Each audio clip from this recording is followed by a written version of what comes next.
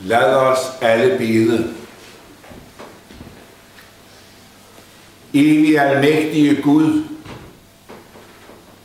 vi takker dig for, at du i din søn har givet os opstandelsen og livet.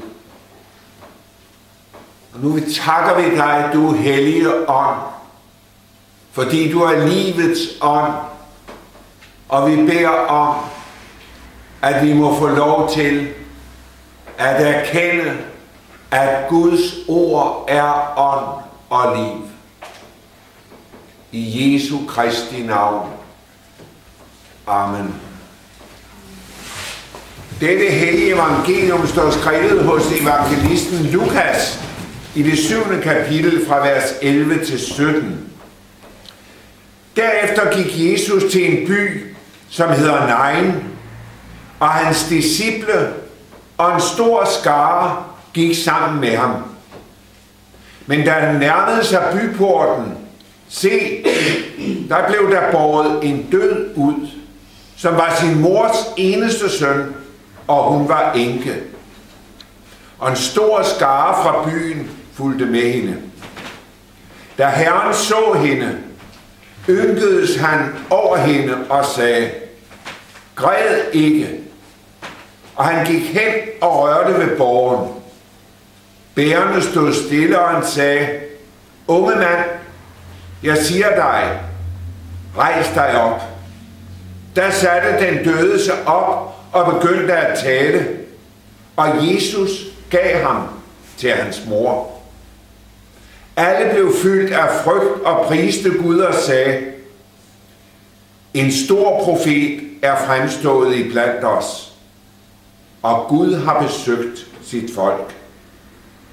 Og det ord om ham nåede ud over hele Judæa og i hele omegnen. Amen.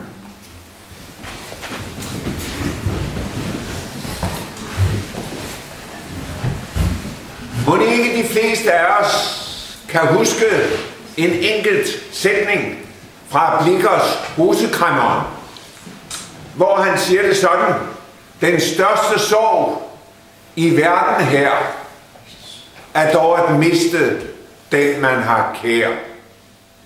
Jeg tror, at det er de ord, de fleste husker fra Blicher, fordi de rammer noget, som er i vort hjerte. En erfaring, som man ikke kan ryste af sig, når man har oplevet den. De jødiske rabbinere, de siger, at den største sorg i verden, det er, når en enke mister sin eneste søn. Og det er jo det, vi hører om her. Vi hører også, at Jesus, han møder denne enke, og der står om ham, at da han ser hende, så ynkes han over hende. Han slipper det, han ser, ind i sit hjerte. Et menneske, der er rystet i sit inderste. Der har fået lov til at erfare denne dybe, dybe sorg. Og der er der jo en tom plads hos det menneske. Og der skal være en tom plads. For der, hvor vi er elsket og har mistet, der skal den, vi har elsket, få lov at blive bevaret i vort indre på den tomme plads. Der skal være en plads i dit hjerte for den, du har elsket og mistet. En plads, der ikke skal udfyldes af noget andet, og heller ikke af nogen anden. Jesus kommer sammen med en skare. Det kommer denne enke også. Hun kommer med en anden skare. Det er underligt, for her møder livstoget dødstoget i de to skarer. Og det, der gør den ene skare til livsskaren, det er det, at Jesus er der. Han er der, som er opstandelsen og er livet. Og der er det jo underligt, at denne beretning på en forunderlig måde kommer ind som en trøst. Også der, hvor der ikke sker en opvækkelse, som vi her møder det. Jeg husker for mange år siden, jeg læste en artikel af Karl Hermansen, som var kirkeminister for mange år siden. Han fortæller om, at han havde været ved biskop Kai Jensens søns dødsleje. Denne søn var præst oppe i Nordjylland. Og skrev han om, hvordan de var stået der omkring ham. Han var en ung mand, da han døde. Og den sorg og være der også, da han var sammen med hans kommende enke der ved dødslejet, skrev så om, hvordan de besluttede, da han var død hen mod morgenen, at de nu sammen vil tage ud til nogle høje der uden for Hjørring. Og der vil de se solen gå op. Og det gjorde de, og det blev ligesom en naturbeskrivelse for dem af opstandelsen. Og så skrev han, og som søndag, så var det beretningen om Nain. Enken, der kommer ud fra Nain. Og han skrev om, hvilken utrolig trøst, der var i det jord. Jesus kommer. Ja, siger du. Men han kom jo ikke, da Knud Jensen døde. Nej. Og så alligevel ja. Han kom. Han kom i sit ord. Han kom som livet. For han er livet.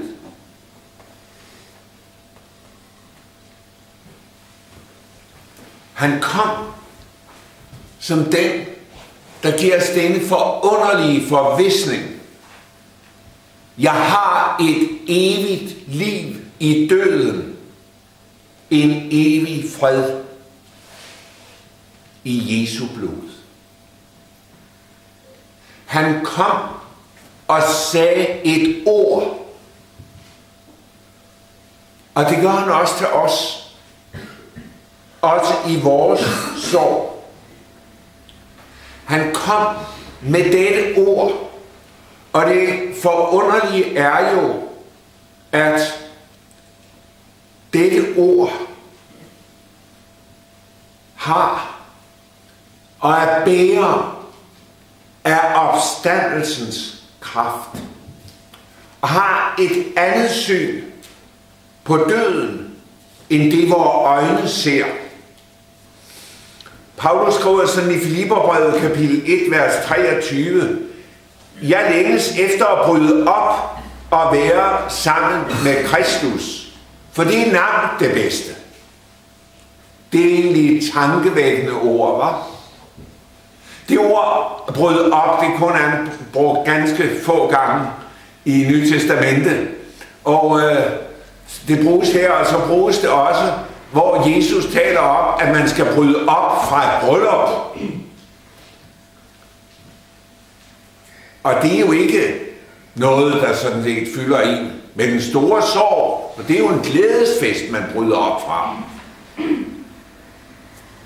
Bryde op. Jeg længes efter at bryde op. Om tirsdagen taler vi om teksterne herude. Og der fik jeg lidt andet lys over salme 23. Fordi der blev det nævnt, at dette med, skal jeg end vandre i dødsskyggens dag? Sådan stod der i den gamle oversættelse af salme 23. Så frygter jeg ikke ondt. For du er med mig, din kæp og din stav er min trøst. Spørgsmålet er så, hvem er det, der skal vandre i dødsskyggens dag? Det er vel ikke den, der skal bryde op. Men det er vel os, der bliver tilbage. Det er os, der skal erfare, at der er en kæp, og der er en stav, der er os til trøst.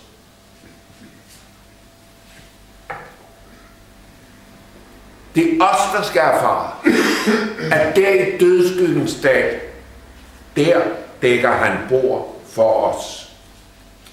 Den, der får lov til at gå hjem i tro på Jesus, han går jo hjem til et bryllup. Han går jo ind til festen.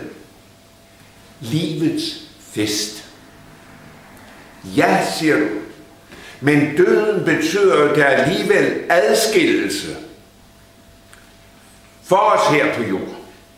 Og det er jo rigtigt. Det gør den. Den betyder en adskillelse. Men taler Paulus i brevet til Filemon om, hvordan det er mellem ham og Onesimus. Situationen i det brev, som er et lille brev på 25 vers, er jo, at Onesimus, der er slave, er flygtet til Rom fra Filemon. Og i Rom er der en, der tager Onesimus med hen til Paulus. Og det var en stor betydning, for denne Onesimus, han kommer til tro på Jesus. Og så forklarer Paulus ham, nu må du så tage hjem til Filemon igen, og nu giver jeg dig et brev med. Og så skriver han det lille brev på 25 vers og giver ham med. Og i det brev, der skriver han noget, som jo er meget tankevækkende. I vers 15 skriver til Filemon, måske er han, nemlig Onesimus, taget fra dig for en tid, for at du skulle få ham tilbage for altid.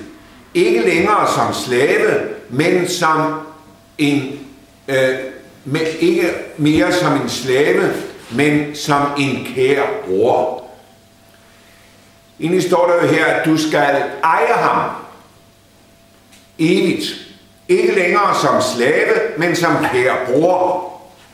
Synes den gamle oversættelse der, den rummer det, at der hvor kærligheden er, der ejer man. Hvorfor ejer man? Jo, for den jeg elsker, giver jeg noget af mig selv til. Sådan er det. Vi giver os til hinanden i kærlighed. Og det betyder, at den anden på en forunderlig måde får lov til at eje noget af mig, eller hele mig. Sådan er det jo også, når du giver dig selv til Jesus, så giver du ham, og dit liv bliver helt afhængig af ham. Men det er jo kærlighedens rigdom. Det er forunderlige. Og så står der det vidunderlige, at det skal også være sådan i himlen. Der skal du eje Onesimus som en kær bror. Det er som om Paulus hjælper Filemon til at se sin bror i evighedens lys. Han er en kær bror. Sådan er det. Der er også i himlen en personlig relation til de mennesker, du har kendt på jorden. Ellers er det jo meningsløst, det Paulus her skriver. Ja, siger du. Men Grundtvig har jo sagt og talt om, når døden med sin istabt hånd gør skel imellem støv og ånd. Jeg kan ikke glemme det der udtryk, Grundtvig bruger der. Dødens istabt hånd. Og sådan kan vi føle døden. Det bliver så koldt. Den er som en istabt hånd. Og hvad så? Ja, der er der en trøst og en hjælp til os. Det er, at ansigt til ansigt med døden, der kommer Jesus selv til os i dette ord og ved sin hellige ånd og siger det, der står i opstandelseskapitlet. Det er 1. Korintherbrev kapitel 15, hvor der står: døden er opslugt og besejret. Død, hvor er din sejr? Død, hvor er din brød? Dødens brød, det betyder jo, at jeg rammes af døden, så jeg dør. Men hvor er dødens brød? Den er ikke hos dig, der tror på Jesus. Og du ved, hvor den er. Du siger, dødens brød, den er på Golgata. Der finder jeg dødens brød. Sandheden er den, at du kan dø som legeme og som krop. Og så sandt Jesus ikke kommer igen inden, så skal vi alle det. Men det betyder jo ikke, at du dør. Jesus taler meget om det i Johannes evangeliet. For eksempel i kapitel 5, vers 24, hvor han siger: sandelig, sandelig siger jeg jer, den der hører mit ord og tror ham, som har sendt mig, har evigt liv og kommer ikke for dom. Så kommer der en tankevækkende sætning. Men er gået over fra døden til livet. Den, der tror Jesus, er gået over fra døden til livet, sådan at når han dør, så dør han ikke. For han kan ikke dø. Det er virkelighed. Og det siger Jesus jo også, da han står over for Lazarus, som var en af dem, han var stærkt knyttet til. Da han er død, så taler han om denne virkelighed. Og der siger han, at jeg er opstandelsen og livet. Den, som tror på mig, skal leve, om han end dør. Det vil sige, at selv om han dør, så skal han leve. Og det understreger han endnu stærkere i vers 26. Og enhver, som lever og tror på mig, skal aldrig i evighed dø. Legemet skal dø, men du skal ikke dø. Det er afgørende at få det ind i sit sind og hjerte. Og der møder vi jo et konkret eksempel, for der er enkelte steder, hvor vi kan se det, hvordan det er at dø. Blandt andet i Apostlenes Gerninger, kapitel 7, hvor det er Stefanus' død. Sagen er den, at vi her i slutningen fra vers 54 følgende møder det, at Stefanus, han bliver stenet. Og det er voldsomt. Da de hørte dette, blev de ramt i deres hjerter, og de skar tænder imod ham. Og så er det, at de i vers 59 stener ham. Men inden at de stener ham, så sker der noget. Det er det, der står i vers 55. Fuld af Helligånden stirrede Stefanus mod himlene, og han så Guds herlighed, og Jesus stående ved Guds højre hånd.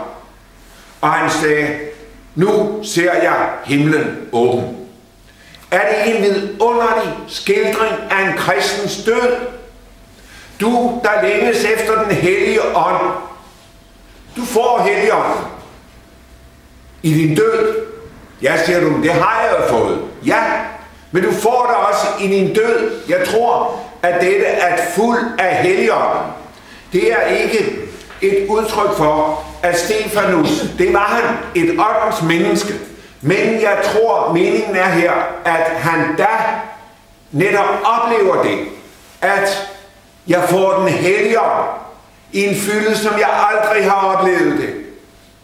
Og i denne ånd, der ser han Guds herlighed. Helligånden bliver ligesom den bro, der viser ham Guds herlighed. Det er jo da ikke så forfærdeligt.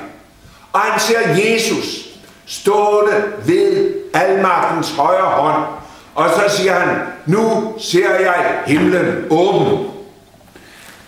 Det er jo en fantastisk virkelighed for hver eneste Guds barn.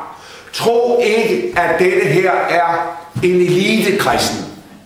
Nej, det er hver eneste hjælpeløs, der har taget sin tilflugt til Jesus. For det er for Jesus skyld, vi dør sådan. Det er jo ikke fordi, vi har en eller anden erkendelse, eller gjort et eller andet. Nej, det er fordi, vi er frelst af noget ved tro. Så skal vi lov til at gøre denne fantastisk rige erfaring. Du har ret i, at døden er en virkelighed.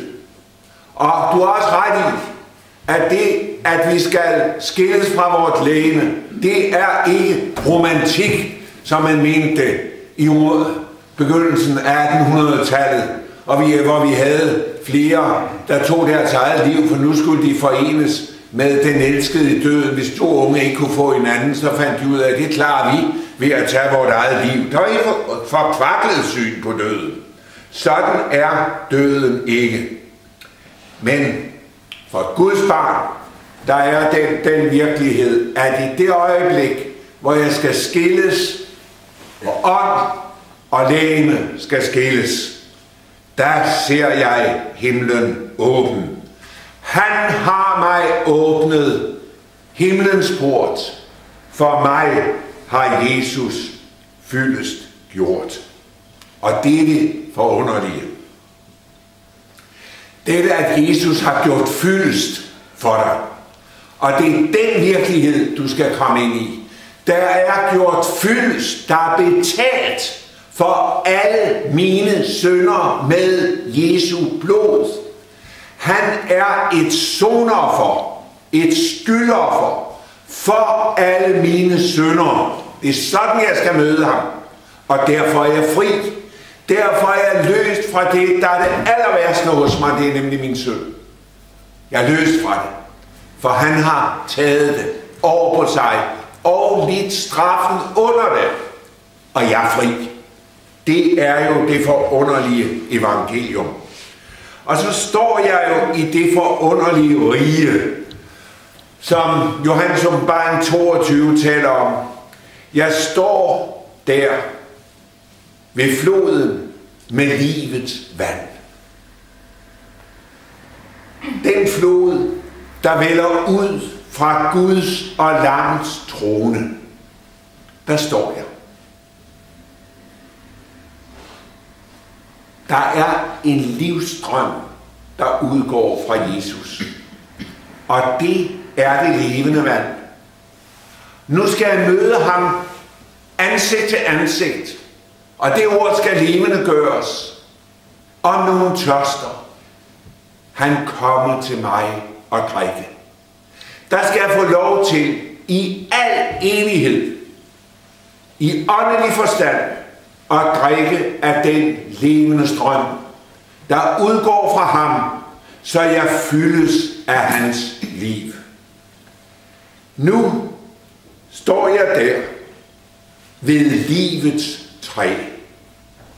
Det vidunderlige livstræ, som er vor Herre Jesus Kristus selv. Står det bærer frugt 12 gange, hver måned giver det frugt. Og der står det vidunderlige, at dets blade tjener til lægedom for folkeslagene. Og det betyder, at her ved livstræet er der ingen sygdom, er der ingen nød, absolut ingen. Der er bare lægedom, og der er lægedom for alle. 12-tallet, det er jo Guds folks tal, og det betyder, der er lægedom for hver eneste sjæl, der står der ved livstræet. Og det hænger sammen med det vidunderlige, Åbenbaringen 22:3. Der skal ikke mere være nogen forbandelse. Der er ingen forbandelse. For Kristus har løskøbt os fra al lovens forbandelse, fra alle krav, fra al dom. Der er kun nåde og velsignelse. Og Guds tjenere skal stå der, og så skal de en ting. Løfte ham på deres lovsang. De skal tilbede ham. Ja, det er så stærkt, at hans navn skal stå som brændmærket ind over dem. De skal bære hans navn på deres ansigter, på deres pander. Og der skal aldrig være nat. Der er bare lys. Og det er Gud, Herren, der lyser for dem og lyser over dem. Og det betyder, at nu er de derinde under den evige velsignelse. Det har vi fået lov at smage noget af her. Det får vi også lov at gøre i dag. Herren velsigne dig og bevare dig. Herren lader sit ansigt lyse over dig, der har du det, og være dig nådig. Herren løfte sit åsyn på dig og give dig fred. Give dig den evige fred. Aldrig ophøre. Den fred, som er et med ham, der er freden. Livet selv. Jesus selv. Og så mærk strømmen fra ham ind over sig.